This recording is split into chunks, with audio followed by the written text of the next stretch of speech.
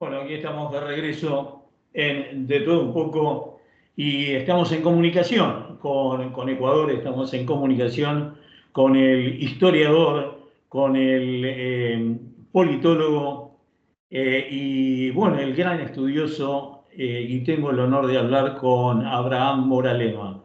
Bienvenido a De Todo Un Poco, bienvenido a esta ventana a la Argentina. Rubén, buenos días también a tus oyentes y a todas las personas que nos están escuchando y viendo desde el Ecuador, desde la mitad del mundo. ¿Cómo están ustedes? ¿Cómo va la política? ¿Cómo va esta Argentina y el Mar de Plata?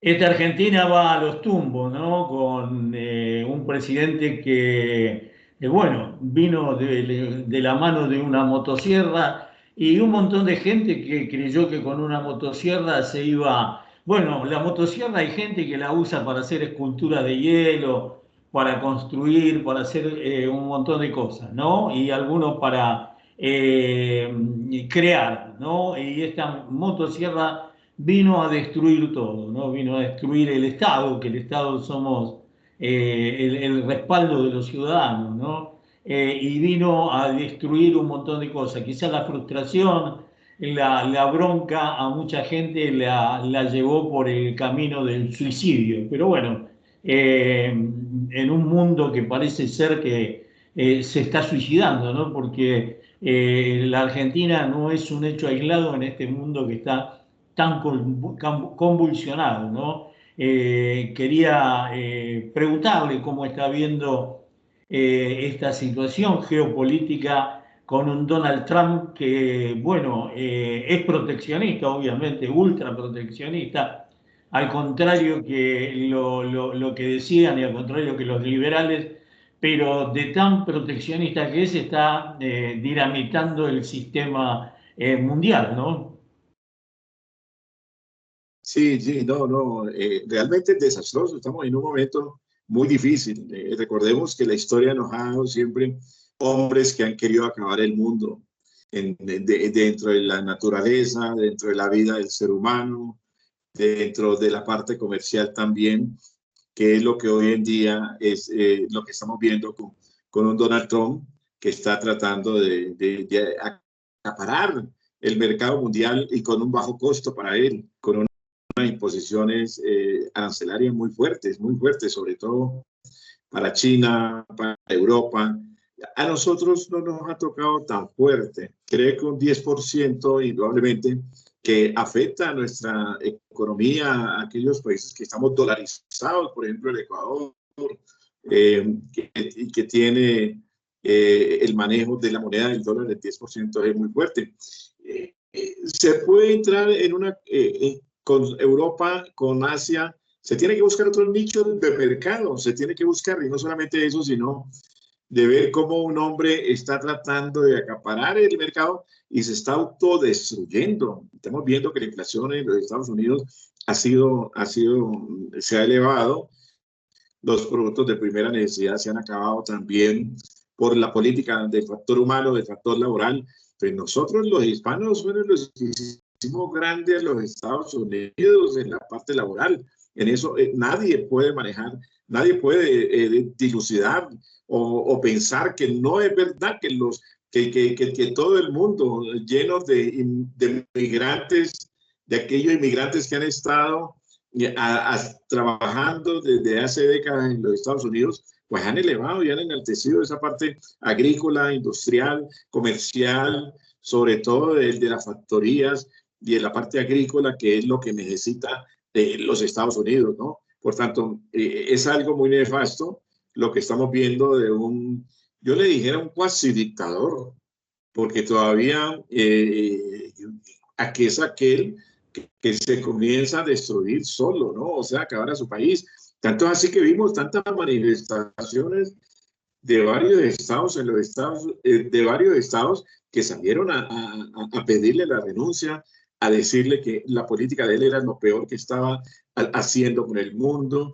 Y no solamente, sino la parte interna.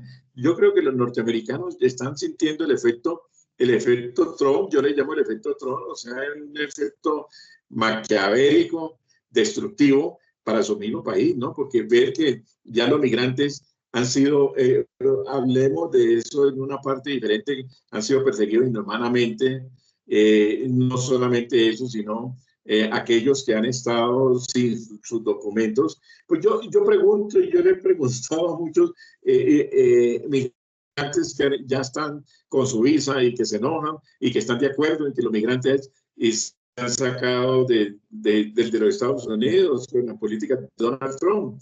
Yo le pregunto, ¿cuál llegó con el 99.99 llegó sin visa desde hace décadas en los Estados Unidos? La historia es muy clara. Es muy poco el hombre trabajador que llegó con visa, porque o aquel estudiante que llegó con visa o aquel profesional, porque todos han llegado sin visa. Yo no creo que, no recuerdo ni la historia recuerda que Estados Unidos llegó como nuestro país y tome la visa, entre de una vez. No, nunca. El ingreso de los Estados Unidos siempre fue algo muy difícil, con diferentes trabas, diferentes modelos de exigencia que ha tenido su mismo pasaporte, ¿no? Bueno, y han mandado a un montón de latinos a la guerra, ¿no? También. O sea, los inmigrantes hasta defendieron a una bandera que no era la suya, ¿no?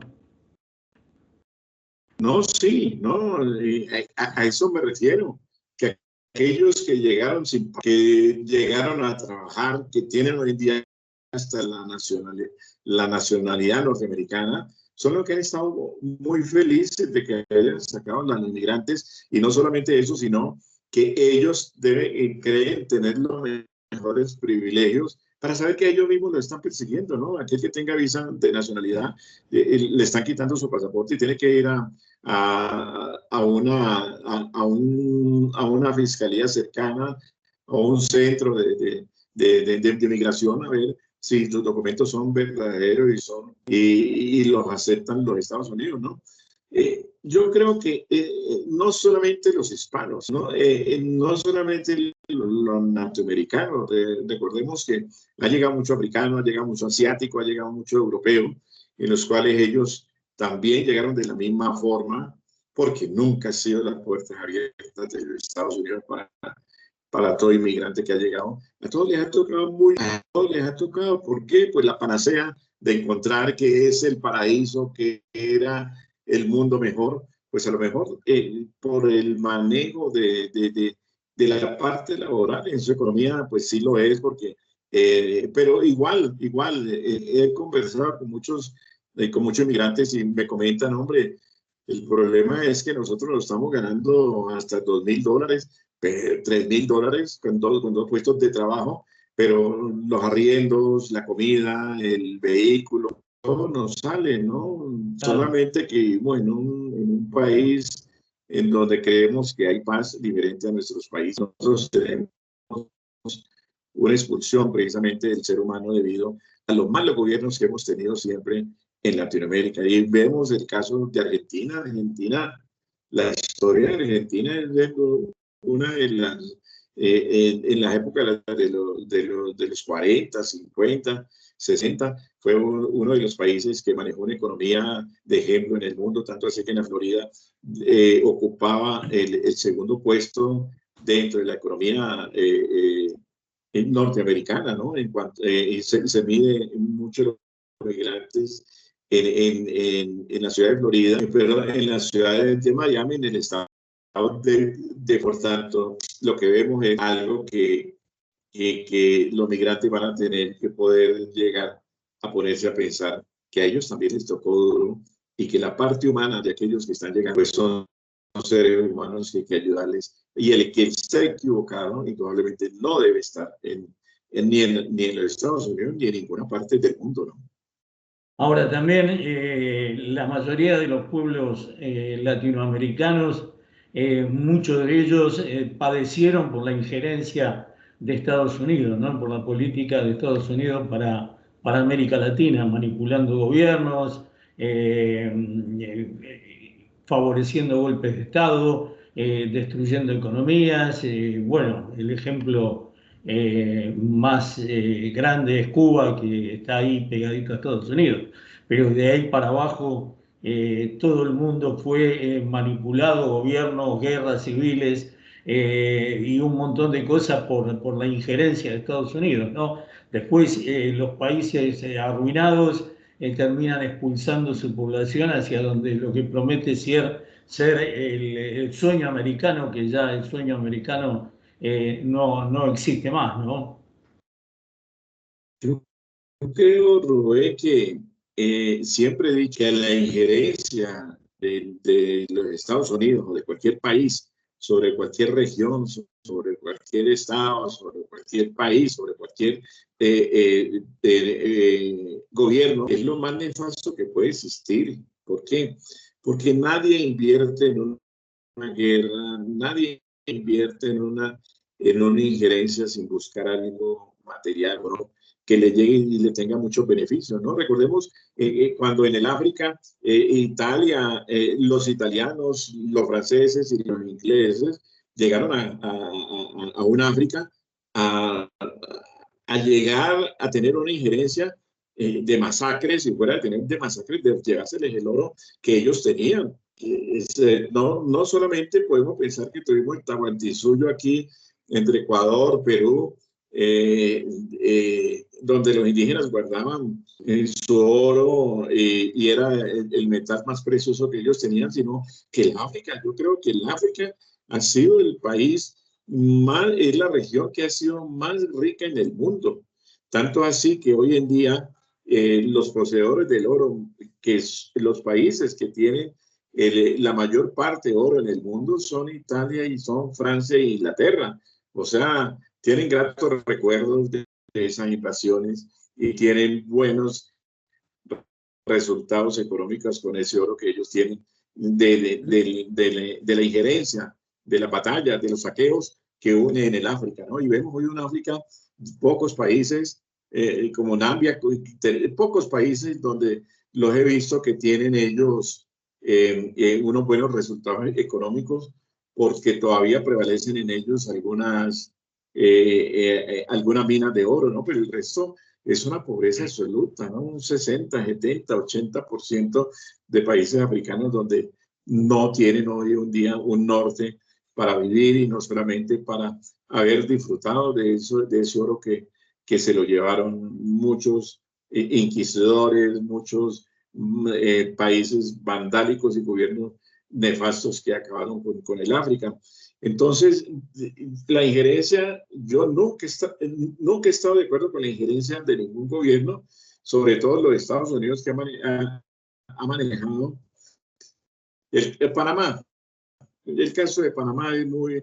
el caso de Panamá con un dictador que lo ayudaron y que luego lo ayudaron a defenestrar y probablemente era un narcotraficante, pero no debían de haber dejado que ellos luchen y ellos trabajen por sacar a sus nefastos dictadores o presidentes que han sido delincuentes, ¿no? Y vemos también lo que ha sido República del Salvador. República del Salvador es uno de los países que tuvieron una guerra interna muy fuerte, muy grande, y luego pues hemos visto que hoy en día llegó un señor Bukele a negociar la parte, yo dijera, humana, ¿no? O sea, mándeme presos y me paga y yo los llevo y los meto acá, ¿no? O sea, el mercado humano todavía existe, me pregunto.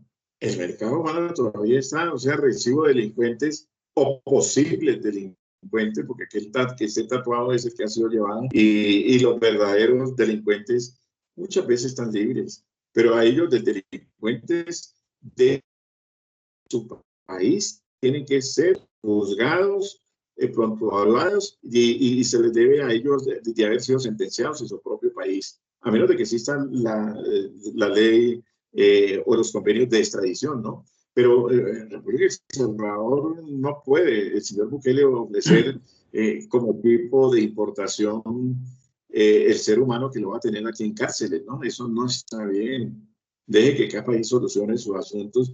¿Y por qué lo hacen? Pues porque hay seres humanos que nacieron para manejar ese tipo de situaciones, ¿no? La economía de República de El Salvador es muy deficiente en un 60-70% en su economía interna. Por tanto, vemos, Rubén, y estimados personas que están escuchándonos, que no debemos nosotros aplaudir nunca la injerencia de ningún país en ningún otro país en absoluto. Ahora, Abraham, lo que uno ve que ha estallado por los aires todo el orden internacional, ¿no? Porque ya no existe la ONU, no tiene peso, no, o sea, como las instituciones a partir de la guerra de Ucrania que hizo crisis ahí, como desaparecieron o perdieron peso, ¿no? Como que no se respeta nada. Usted fíjese que tratados de un montón de años no se respetan. Bueno, le han incautado a Rusia 300.000 millones de dólares de fondos del Estado. Hay un desprecio por las reglas establecidas, ¿no? Estamos en un punto donde no hay referencia, ¿no? Donde quizás habrá que instituir nuevas formas de relacionarse, pero está como anárquico todo, ¿no? Mira, Rubén, yo siempre he dicho que una OEA y la ONU se crearon para hacer cumplir, y yo dijera, lo que más me interesaba a mí escuchar es de que si hay dos organismos mundiales donde se han pasado dentro del manejo de la honestidad, de las guerras, de la economía, del manejo dictatorial, de la violación de los derechos humanos como le toca a la OEA, y del derecho del respeto a los países que tengan un libre albedrío en cuanto a su política, pues no se ha cumplido. Y veo que hay resoluciones que no se cumplen. Por ejemplo, hay una orden para Netanyahu que, según dictó la ONU, para llegar y apresarlo o considerarlo como un terrorista más, pero de ahí no pasó, de ahí no pasó. Nosotros debemos de ver cómo se desangra una Ucrania, cómo se desangra también a Palestina, sobre todo. Encontramos nosotros esa violación de encontrar en pleno siglo XXI 53.000 personas asesinadas y entre ellos 31.000 niños. El niño merece el respeto más grande del mundo. Son aquellos hombres y mujeres, niños, hombres, niñas o niñas, son los seres humanos del futuro que van a manejar un país, pero con ese trauma, con esa violencia, con ese guerrerismo, con ese asesinato que está viendo desde los demás niños, pues hombre, vamos a tener en una sociedad en un futuro totalmente enferma mentalmente. Porque recuerdo mucho que después de la Segunda Guerra Mundial se encontraron, recordemos, a muchos niños que se repartieron a diferentes diplomáticos o embajadores, sobre todo los embajadores de diferentes países, desde los Estados Unidos. Se manejó la distribución de los niños que quedaron sin padres y se adoptaron muy bien. Yo creo que fue una acción fantástica. Los embajadores de muchos países adoptaron, pero luego se ha visto en ellos en su mayor parte reflejo de no saber quiénes son sus padres, de no saber cuál es su origen, de no saber cuál es el hambre que pasó o la opulencia en que vivió. Entonces es un enigma y un trauma que estamos viendo, que la ONU y la OEA están tanto que pregonan, que tratan de ver que en los países se cumplan con honestidad, sobre todo la ONU, el guerrerismo, el asesinato, y vemos un sionista matando niños, matando seres humanos, y todo el mundo feliz, todo el mundo tranquilo. O sea, son asesinos y hay que matarlos.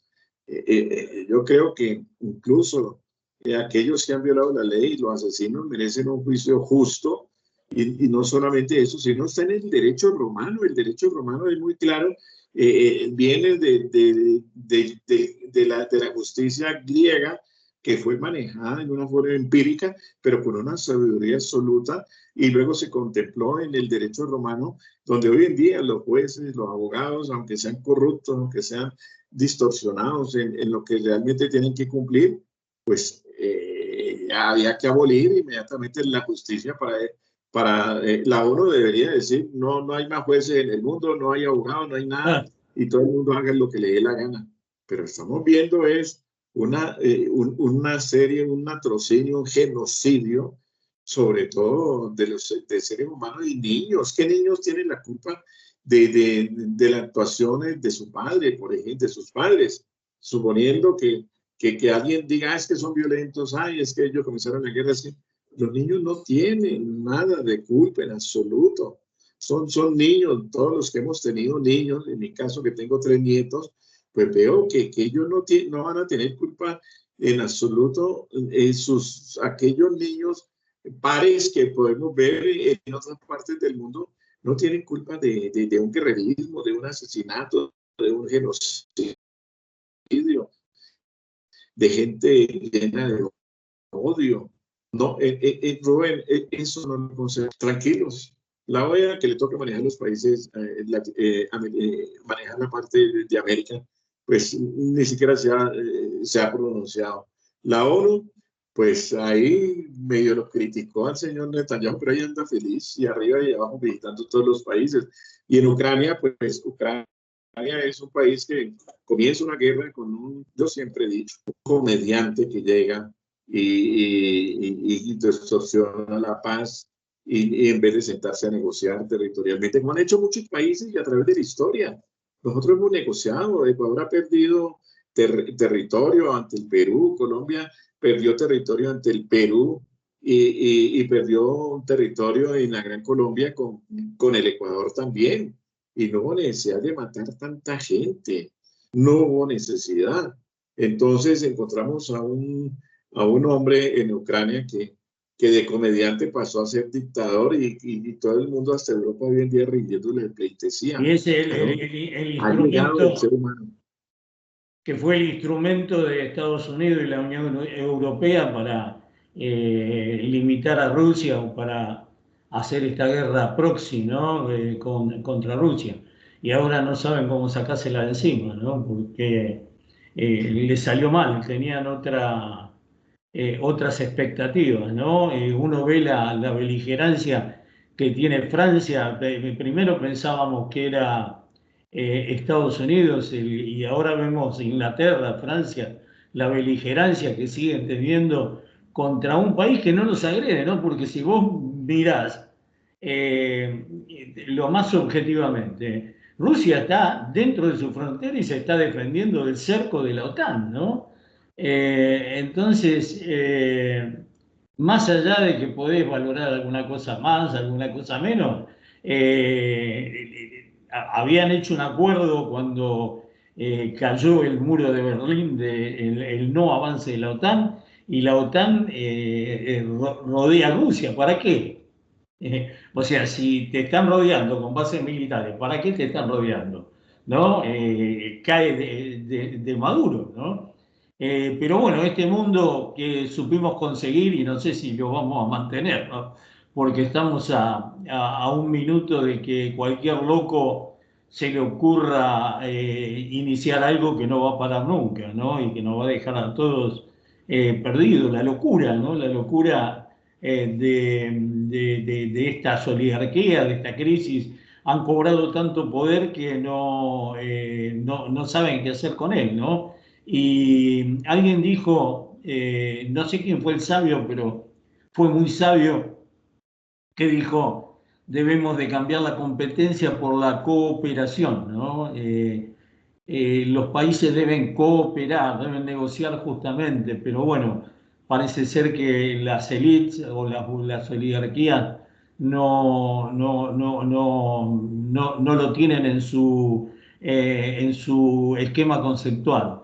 Ahora, le quería hacer una pregunta, ¿cómo ven desde Ecuador a la Argentina, ¿no? Porque nosotros estamos dentro de esto y la vemos de una forma y a veces hay que alejarse para ver la situación, ¿no? Pues mira, y yo no creo, Rubén, que no solamente como lo ve Ecuador, sino como lo está viendo el mundo. El mundo está viendo a un presidente que primero, para poder ganar votos y poder engañar a la gente, como fue el señor Milei, llegar y pregonar que los zurdos no deben de existir, los zurdos tienen que morir, aquellas personas que creen en el progresismo, en el socialismo. No hablemos de comunismo, porque yo considero que el comunismo, cuando se cayó el muro de Berlín, se cayó el comunismo, tanto así que Rusia hoy en día es un país federado y China tiene una apertura económica muy abierta y solamente quedó bien Laos, Cuba, quedaron unos 7 países con esa inclinación a por su ideología política comunista, pero el resto ha existido lo que nosotros somos y lo que pensamos que debemos de ser aquellos hombres progresistas en que creemos que el factor humano es lo más importante. La industrialización se tiene que salir adelante sin ningún tipo de señalamiento alguno.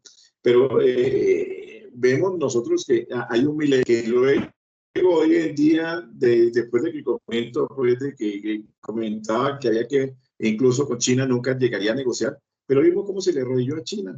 Sabiendo que China le pagó el 70% de la deuda externa. Tú lo sabes y los oyentes de Mar del Plata lo saben, que el 70% China había comprado esa deuda externa y que desde China dependía llegar y acabar con Argentina en un momento a otro y no acabó.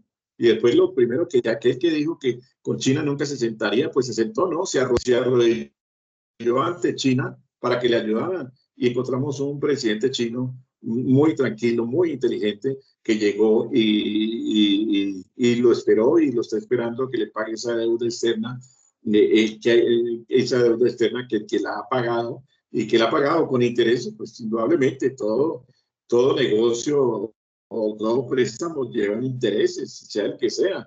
Pero luego vemos que luego este señor llega y va donde el señor a los Estados Unidos a tratar de dolarizar a la Argentina y vemos que no puede primero por las deudas exageradas que tiene, luego el del factor del dólar, que es el que hace el que se tenga en el Banco de la Nación, en el caso de la Argentina, tiene que tener un buen respaldo de oro para poder llegar a tener, a implantar la dolarización. Tiene que Lo, tener lo, lo, lo empeñó a un modo Inglaterra. económico para comprar los dólares. Entonces, y luego el que los Estados Unidos esté de acuerdo, sí, se dolariza y se acabó, pero no puede Argentina dolarizarlo. Entonces vemos un hombre, según los datos que estaban recibidos de la Universidad de Buenos Aires, que se encontraban más de 35.000 personas que han pasado a la extrema pobreza, y no solamente eso, sino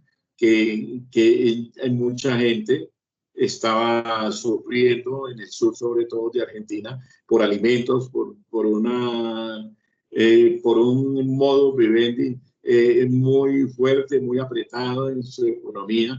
Entonces vemos que, yo veo siempre, lo veo a Milei como uno de los nefastos hombres que tomó el poder para pasear, lucirse él y luego dictar leyes que no les han convenido a los argentinos. Y desde el Ecuador vemos también a un presidente que es igual, o sea, tienen el mismo sentido de ir a arrodillarse ante el señor Donald Trump, de buscar hasta una fotografía con él y luego acompañarlo a su visa de posesión y luego ver que no les ayudó en nada. ¿En qué les ayudó? En nada. Del mismo 10% que nos aplicaron los demás países de Sudamérica y de la región, lo mismo se les aplicó a Argentina. Por tanto, la amistad no existe cuando hay entre dictadores y entre un nefasto Trump. La amistad se nota que no existe. Él es un hombre, es un presidente, no es un estadista, es un comerciante que llegó a manejar los Estados Unidos. Bueno, y la estafa, ¿no? También la estafa de Libra, que es otro tanto, ¿no? Un presidente de la nación que está sospechado firmemente de ser un estafador, ¿no? Otro del mundo también lo mira desde ese lugar, ¿no? Oye, Rubén, perdona que te interrumpa. ¿De qué universidad lo graduaron en economía el señor Milei? ¿De dónde se supone que puede manejar la macroeconomía y la economía interna de un país, inventándose no solamente negocios, posible negocio, entre comillas, para afectar al sector financiero y a sus mismos amigos, ¿no? O sea, estafó a sus amigos y no solamente los estafó, sino que los timó, los engañó y luego se lavó las manos diciendo que él no había dicho nada, sino que había sugerido. Y vemos que vemos que hay una Corte Suprema de Justicia y hay una injusticia que no es capaz de llegar y no hay, incluso tampoco hay un Senado o un Parlamento que llegue y lo lleve a una confesión, la justicia a una confesión judicial y el Parlamento a una confesión política equivocada y no solamente eso, sino actuando de mala fe.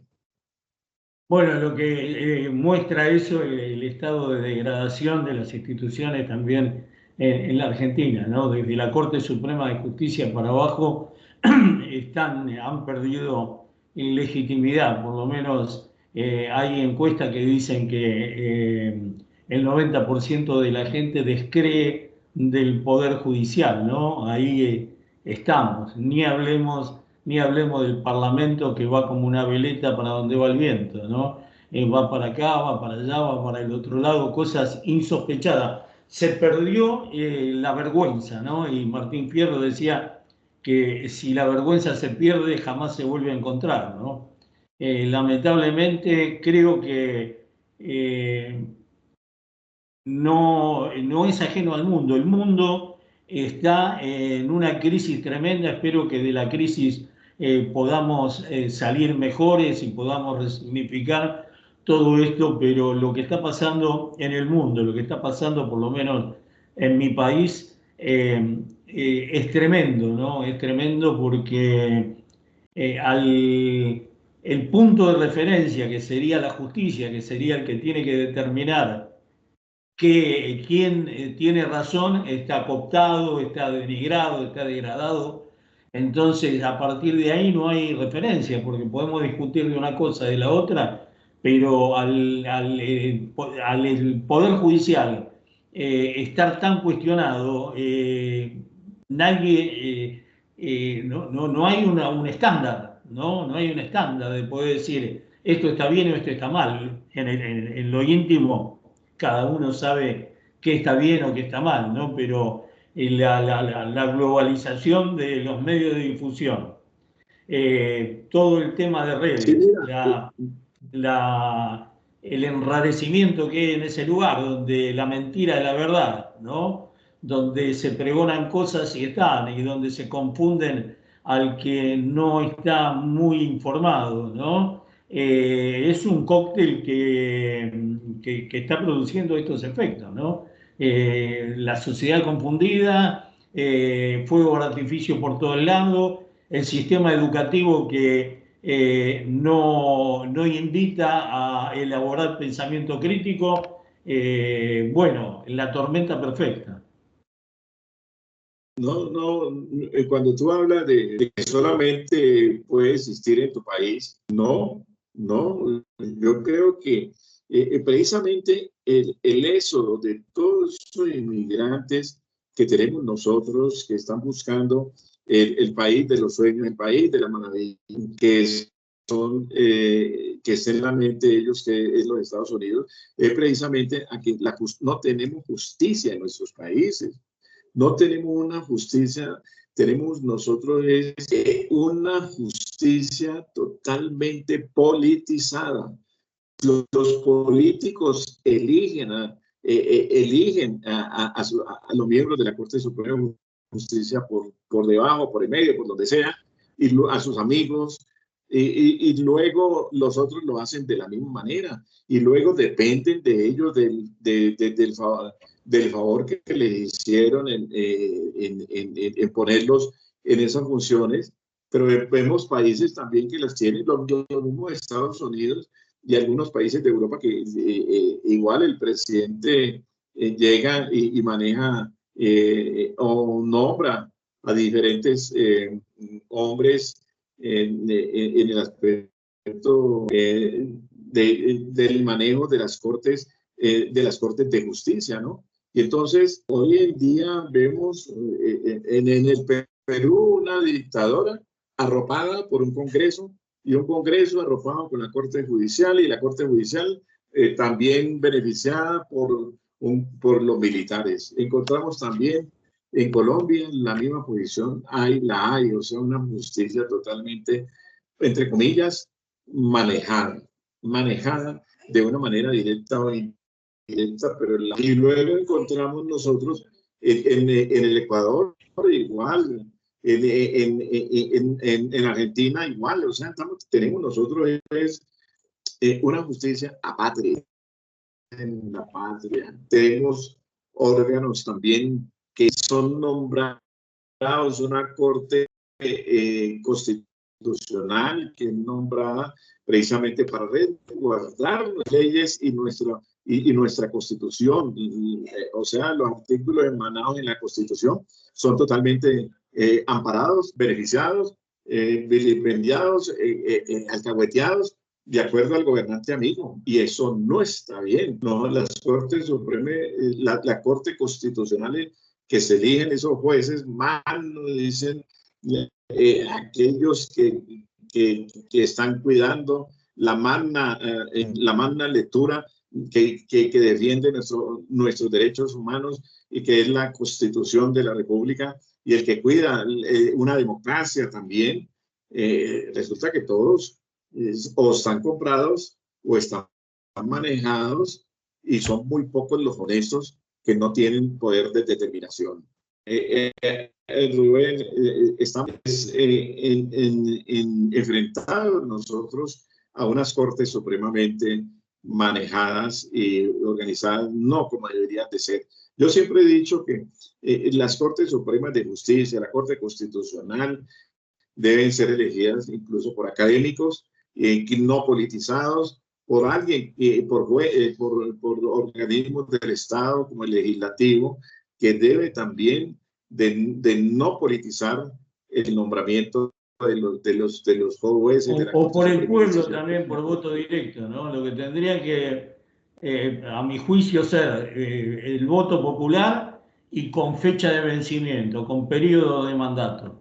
Es decir, para que uno pueda revisar si fue buena la elección o fue mala la elección, ¿no? Porque los hombres defeccionan, ¿no? Pero uno tiene que tener la oportunidad de poder cambiarlo, ¿no? En determinado momento. Bueno, esperemos a ver. Yo creo que si nosotros, yo siempre he dicho, el nombrar presidente equivocadamente es culpa nuestra, es culpa del fanatismo ideológico y también de la irresponsabilidad con que hemos sido educados. Y mira un ejemplo que tiene Finlandia, que tiene Japón, en donde ellos llegan y lo primero que tienen es el manejo del niño en el aspecto futurista, en donde antes de tener sapiencia educativa, lo primero que tiene es responsabilidad, conocimiento de responsabilidad ante él, ante su patria, ante los demás, ante su entorno. El Japón, después de lo que pasó en Hiroshima, Nagasaki, y después del ataque de Pearl Harbor en los Estados Unidos, pues llegó y tomó determinaciones, y hubo un príncipe Hirohito que llegó y dijo, bueno, vamos a cambiar nosotros esta mentalidad vandálica que hemos tenido y vamos a salir todos unidos a sacar el país industrialmente, moralmente, manejando las cortes también en una forma muy beneficiosa para que nuestros ciudadanos permanezcan en nuestros países. Indudablemente que hay baches donde el ser humano habrá sentido de productividad y de desvíos mentales en algunos seres humanos, ¿no? Eso no somos impolutos para llegar a pensar que somos perfectos, tenemos una gobernabilidad perfecta en algún país. No, nosotros somos educados de una forma irresponsable y la irresponsabilidad se ha acentuado más con el sentido de la modernización en la computación, en los sistemas que están llegando y los niños están aprendiendo a ser irresponsables, prepotentes, vandálicos, sin pensar que el país lo que necesita es sabiduría, responsabilidad y llegar a ser un ser humano que le pueda servir a la humanidad, a su país, a su familia y a su entorno. Abraham, muchísimas gracias por estos momentos, por compartir, por darnos su visión de la situación actual, que comparto plenamente. Rubén, muchas gracias por la entrevista y siempre estaremos pendientes de ti. Sabemos que eres un oráculo en cuanto al manejo de las noticias dentro de la honestidad y eres un emblema dentro del periodismo en Mar del Plata. Un saludo para todos tus oyentes, un saludo para Dani también y a personas que en el periodismo han brillado. Y no solamente eso, sino para ti un abrazo y para todos tus oyentes, un abrazo. Gracias.